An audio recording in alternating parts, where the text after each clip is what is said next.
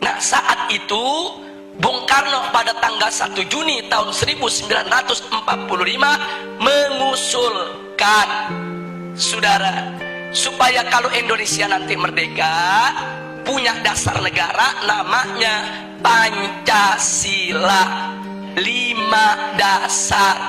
Sila pertama, Bung Karno mengusulkan peri kemanusiaan, kemudian peri kebangsaan, sedangkan peri ketuhanan diletakkan di sila yang kelima, sila terakhir. Ini ditolak oleh ulama, saudara. Kiai Haji Wahid Hasyim menolak, Kiai Haji Abdul Qahar Mudzakkir menolak, Kiai Haji Agus Salim menolak. Kenapa mereka menolak? Enggak pantas ketuhanan ditaruh di sila terakhir. Enggak boleh sila ketuhanan diletakkan pada sila buntut. Ini fakta sejarah. Karena itu para ulama kita berjuang dalam forum BPPKI supaya ketuhanan naik menjadi sila yang pertama. Lalu setelah terjadi perdebatan sengit, pada tanggal 22 Juni 1945 disepakati oleh NU, Muhammadiyah, Sarekat Islam, oleh Bung Karno, Bung Hatta, Bung Yamin, semua sepakat. Apa yang mereka sepakati, saudara? Bahwa Pancasila, satu, ketuhanan dengan kewajiban menjalankan syariat Islam bagi pemeluk-pemeluknya. Dua, kemanusiaan yang adil dan beradab. Tiga, persatuan Indonesia. Empat, kerakyatan yang dipimpin oleh hikmat kebijaksanaan dalam permusyawaratan perwakilan. Lima, keadilan sosial bagi seluruh rakyat Indonesia. Ini sepakat, Bung Karno ikut tanda tangan, saudara. Jadi artinya mereka sepakat. Ini kan 22 Juni belum merdeka nih kita. 22 Juni 1945 ini sebelum merdeka. Jadi semua sepakat kalau nanti kita merdeka, inilah dasar negara kita. Nah, itu disebut konsensus nasional. Singkat cerita, akhirnya diproklamirkanlah kemerdekaan kita pada tanggal 17 Agustus 1945. Begitu diproklamirkan, maka mulai saat itu dasar negara kita adalah Piagam Jakarta 22 Juni 1945 yang tadi sudah disepakati. Tapi kemudian timbul protes dari pemerintah Jepang. Jepang nggak terima. Kenapa ada kata-kata syariat Islam di bagian pertama? Alasan Jepang, orang-orang Kristen di Indonesia Timur protes.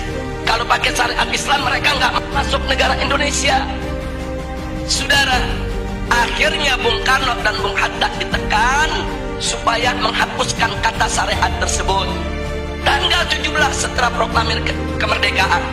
Nah, akhirnya Bung Karno dan Bung Hatta menggelar sidang PPKI pada tanggal 18 Agustus 1945. Nah, dalam sidang tersebut Kiai Haji Wahid Hasyim tidak hadir karena sudah perjalanan pulang dari Jakarta ke Surabaya. Kiai Haji Abdul Qahar Mudzakkir dari Muhammadiyah tidak diundang. Nah, kemudian Kiai Haji Agus Salim dari Sarekat Islam tidak diundang. Ada apa kiai-kiai kita tidak diundang, saudara? Bisa dibaca. Kalau kiai-kiai kita diundang, mereka nggak bakal setuju syariat Islam dihapus, saudara. Makanya supaya ini lolos, ini goal, kiainya nggak usah diundang, saudara. Jadi marginalisasi ulama itu udah mulai terjadi semenjak kita kemerdekaan, saudara. Disingkirkan ulama kita. Nah, akhirnya begitu digelar sidang, yang hanya 2 jam sidangnya. Sidangnya cuma 2 jam terburu-buru. Kemudian sila pertama Pancasila diganti. Diganti dengan apa? Ketuhanan. Itu aja, saudara. Sedangkan kalimat dengan kewajiban menjalankan syariat Islam bagi pengikutnya itu dicoret, saudara. Nah, akhirnya ada beberapa tokoh Islam yang hadir seperti Ki Bagus, saudara, dari Muhammadiyah menolak karena beliau tahu ini ulama NU, ulama Muhammadiyah, ulama Sarekat Islam gak bakal terima ini diganti. Terjadi perdebatan. Nah, akhirnya dapat solusi. Apa solusinya? Ini perjuangan Ki Bagus ini dari Muhammadiyah, saudara. Solusinya ya sudahlah, syariat dihapus nggak apa-apa. tapi tolong diganti dengan Yang Maha Esa. Dan Bung Karno setuju, saudara. Jadilah sila pertama ketuhanan Yang Maha Esa. Nah, kalau saya melihat sejarah ini, saya bersyukur kepada Allah. Loh, kenapa?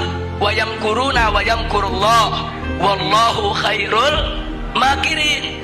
Mereka berbuat makar menghapus syariat, Allah balas makar mereka. Syariat hilang, tauhid yang datang, saudara. Itu kan syariat diganti sama tauhid itu. Syariatnya dihapus, yang masuk apa? Tauhid. Kita nggak rugi, saudara. Itu pertolongan Allah, saudara. Padahal ulama dipinggirin, ulama mau dikhianati, saudara. Tapi Allah jaga. Nah, oleh karenanya sampai hari ini ulama-ulama NU, ulama-ulama Muhammadiyah nggak pernah punya masalah dengan Pancasila, saudara. Nggak ada ulama NU nolak Pancasila, ulama Muhammadiyah nolak Pancasila, para habaib nolak Pancasila. Nggak ada. Loh, kenapa para habaib, ulama, kiai dan ajangan tidak menolak Pancasila? Karena mereka tahu Pancasila adalah ijtihad ulama, karya ulama. Nah, itu yang ingin saya garis bawahi, saudara.